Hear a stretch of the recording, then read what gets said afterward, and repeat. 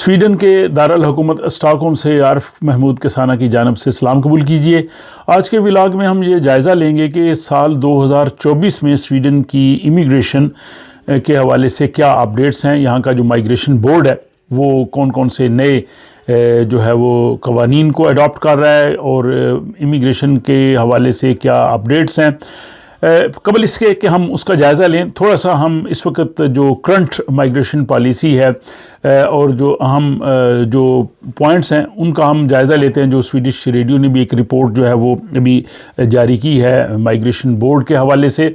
एक तो उन्होंने कहा जी कि कोविड के बाद स्वीडन में जो विज़िट वीज़े के लिए लोग आ रहे थे उनकी तादाद में काफ़ी ज़्यादा इजाफ़ा हुआ है और ख़ुसूसन इंडिया और चाइना से जो लोग स्वीडन के विज़िट के लिए आ रहे थे और इसमें वो लोग थे जो ग्रुप की सूरत में अप्लाई करते थे, उन सब की तादाद में काफ़ी ज़्यादा इजाफ़ा हुआ है। लेकिन कुछ मुल्कों से लोग जो स्वीडन के विज़िट के लिए अप्लाई करते थे उनको जो है वो वीज़े ज़्यादा रफ्यूज़ हुए हैं और सबसे ज़्यादा जिनको इनकार किया गया है वो है शाम और इराक़। सीरिया और इराक़ के लोग जो हैं उनको जो है वो काफ़ी मोर दैन 50%, अराउंड 60% के करीब उनकी एप्लीकेशन जो हैं वो रिजेक्ट हुई हैं। और सबसे ज़्यादा जो एप्लीकेशन रिजेक्ट हुई हैं विज़िट वीज़े के लिए स्वीडन का वो ईरान के लोग हैं। वो तकरीबन 77%, 77% जो है वो इस साल रिजेक्ट हुई हैं। पिछले साल ये तकरीबन 66% था।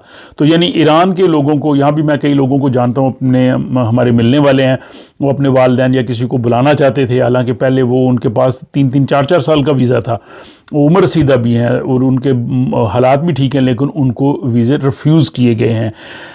इसके साथ ही जो पाकिस्तान की सूरत हाल है वो ये है कि अभी तक इसमें कोई तब्दीली नहीं। जो माइग्रेशन बोर्ड ने स्वीडिश एम्बेसी के साथ मिलकर जो इंतज़ाम किया है कि अगर आपने विज़िट वीज़े के लिए स्वीडन आना है तो फिर आपको जो है वो थाईलैंड का रुख करना पड़ेगा और उस इलाके के जो उस खित्ते के जो 15 सिटीज़ हैं जो मैंने एक व्लॉग में तफसील दे चुका हूँ, वहाँ से अप्लाई करके आप विज़िट वीज़े के लिए स्वीडन आएंगे। और अगर आपने जो है वो इमिग्रेंट वीज़ा लेना है यहाँ पे तालीम हासिल करने के लिए, स्टडीज़ के लिए या फैमिली रीजंस की वजह से या वर्क परमिट की बुनियाद पे, तो फिर आपको जो है वो इथियोपिया का जो है वो सफ़र करना पड़ेगा। और बहुत से लोग मुसलसल जो है वो पूछ रहे हैं कि क्या इसमें कोई तब्दीली आ रही है। इस हवाले से आपको याद होगा कि कुछ अर्सा कबल मैंने स्वीडन में जो पाकिस्तान के एम्बेसडर हैं डॉक्टर ज़हूर अहमद साहब, उनका इंटरव्यू भी किया था। उसमें उन्होंने काफ़ी उम्मीद ज़ाहिर की थी कि जो पाकिस्तान की अथॉरिटीज़ हैं वहाँ स्वीडिश एम्बेसी के साथ इन कॉन्टैक्ट हैं और शायद मुस्तकबिल करीब में इस्लामाबाद से जो है वो दोबारा ये वीज़े जारी करने का सिलसिला शुरू हो जाए। लेकिन ताहाल इसमें कोई ऐसी अपडेट नज़र नहीं आई, कोई ऐसी हमें नज़र नहीं आ रहा कि मुस्तकबिल करीब में ये हो जाएगा। लगता ही है कि ये जो उन्होंने इंतज़ाम कर दिया है ये इंतज़ाम चलता रहेगा, क्योंकि लोग जो हैं वो इथियोपिया जा रहे हैं, इथियोपिया के ज़रिए वो वीज़े लेके स्वीडन आ रहे हैं, जिन्होंने विज़िट के लिए जाना है वो जनाब थाईलैंड जा रहे हैं।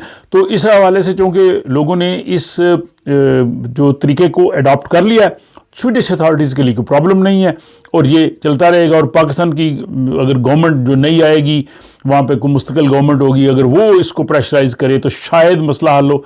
लेकिन लगता ही है कि अभी मुस्तकबिल करीब में ऐसा कुछ नहीं होने जा रहा। जो इस वक्त अरेंजमेंट्स हैं इथियोपिया थाईलैंड वाला यही चलता रहेगा। और इसके बाद जनाब वो माइग्रेशन बोर्ड के जो तर्जमान थे उनसे पूछा गया कि आप विज़िट वीज़ा क्यों रिफ्यूज़ करते हैं और कौन सी ऐसी कह लें कि ग्राउंड्स हैं जिनकी बुनियाद पे विज़िट वीज़ा आप दे देते हैं। तो उन्होंने कहा जी कि सबसे पहले हम देखते हैं उस मुल्क के अमूमी हालात क्या हैं। अगर उस मुल्क के हालात ख़राब हैं, आपके हालात अच्छे भी हों, तो फिर भी हम समझते हैं कि लोग उस मुल्क से निकलना चाहते हैं। ये एक बहुत बड़ा जो है वो मैं समझता हूँ कि एक फैक्टर है जो वीज़े रिफ्यूज़ होते हैं।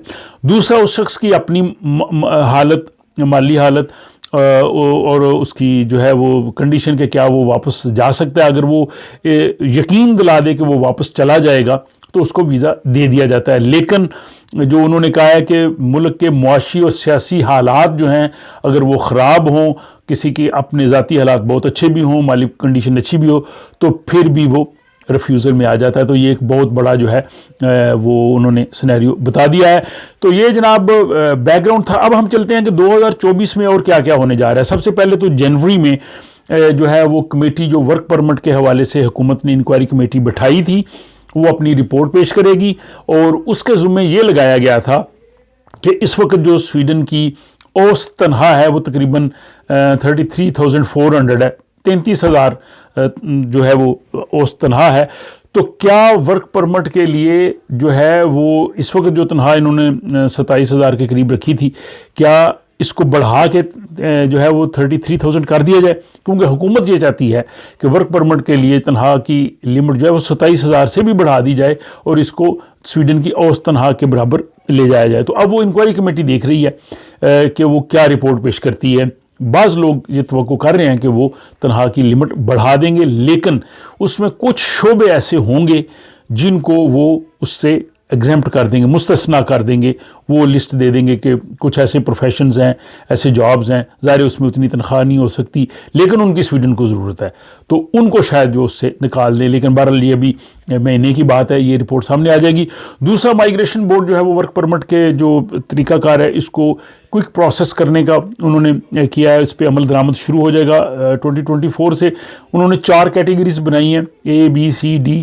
تو اس میں جو ہائیلی کوالیفائڈ لوگ ہیں جن کی سویڈن کو ضرورت ہے، یا جو ان کمپنیز کے ساتھ رجسٹرڈ ہیں جو یہاں پہ سویڈن کو مین پاور جو سپلائی کرتے ہیں، تو ان کو تو جناب جو ہے وہ بڑی جلدی جو ہے وہ ویزا مل جائے گا، اور اس میں 30 دن کے اندر اندر جو ہے وہ ان کو جو ہے وہ ویزا ملے گا، ان کا جو ہے وہ زیادہ ان کو دیر نہیں کرنی پڑے گی۔ اور کیٹیگری اے میں وہ پروفیشنز ہوں گے جن کی سویڈن کو زیادہ ضرورت ہے اور یہاں کا جو کوالیفائنگ سسٹم ہے اس کے تحت جو ہے وہ پورے اترتے ہیں۔